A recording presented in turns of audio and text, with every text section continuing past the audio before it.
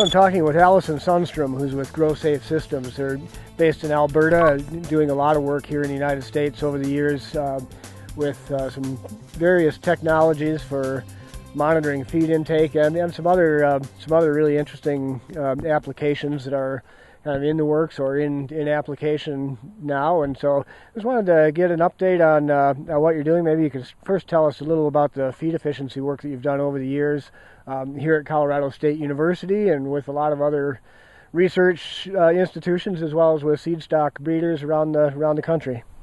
Thanks, John. What we have been doing is we've developed a system that measures feed intake and animal behavior. And I would say that we've been in business now in the United States since 2002, and we've seen since perhaps 2011 an increasing interest in feed efficiency. And so universities like Colorado State, I would say that every university around the country that's focused on agriculture, particularly in the land grant system, is using our technology to discover and to look at what feed efficiency can mean for the industry.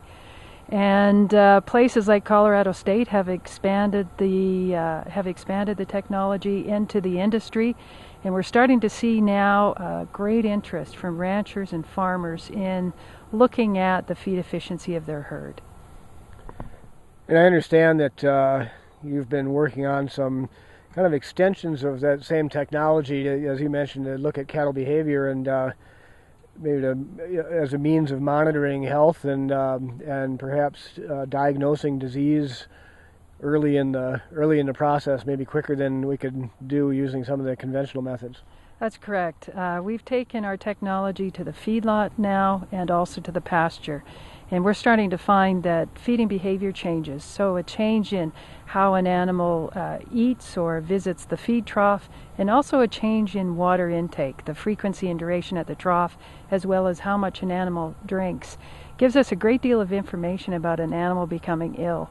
And we have seen that we can identify at least a behavioral change about 4 days in advance of visual symptom expression and about 24 hours in advance of a body temperature change. So that's very early in the disease path. And what we think is if we can pull these cattle early and if we can effectively treat cattle early, that maybe we'll change some of the costs of treatment as well as have a much healthier herd.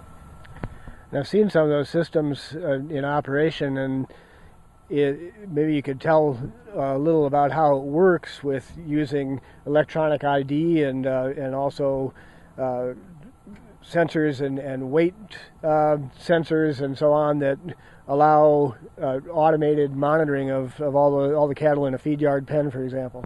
Well, what we've been doing is we've taken the RFID tag, and these are the typical tags that a producer might use in some of the breed association programs and elsewhere. We have an animal RFID tag, and every time an animal visits either a point of consumption, a feed intake, a bunk, or a water trough, we start measuring certain things. At the feed trough, we measure feed intake of the individual animal, and we measure also the feeding behavior. At the water trough, I think the water trough system has enabled us to reduce the overall cost of our technology. We're monitoring anywhere up to around 300 animals in a pen at one time. And when they come up to drink, we have a partial body weight scale that's measuring the animal's weight gain and water intake each time he drinks. So about 8 to 12 times per day, we're getting an accurate weight measurement, an accurate look at how that animal's gaining and how he's drinking.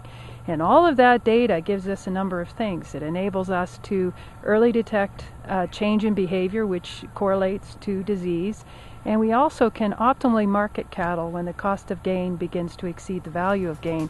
And that's giving us a great deal of new information in the feedlot.